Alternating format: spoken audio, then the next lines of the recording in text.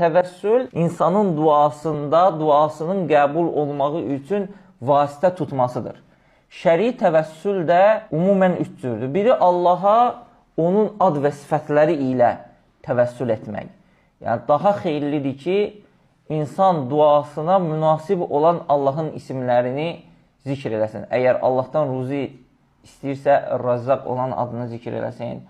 Tövbə eləyirsə, Təvvab olmasını, rəhimli olmasını, günahların Qafur, Rahim olmasını zikr eləsin. Şəfa istəyirsə, Şafi adı ilə Allah Azze və Cəlləyə təvəssül etsin. Bu, təvəssülün birinci növüdür.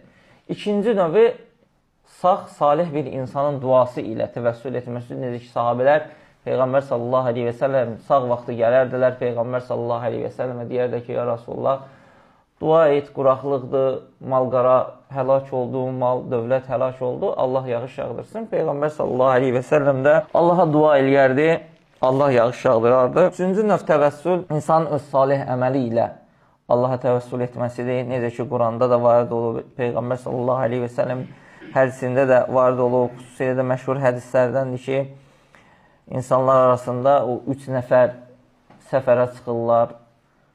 Səfər əsnasında bir mağarada gecələməli olurlar. Bir qaya parçası aşıb mağaranın qapısını bağlayır. Onlar Allah Azze biri deyir ki, sizi buradan yalnız Allaha öz salih əməllərinizlə dua etmək qurtaracaq. Hərəsi özünün Allah üçün etdiyi salih əməllərlə Allaha dua edib təvəssül edirlər. Və duada da ən gözəl, ən xeyirli təvəssül Allah Azze və Cəlləyə onun ad və sifətləri ilə təvəssül etməkdir.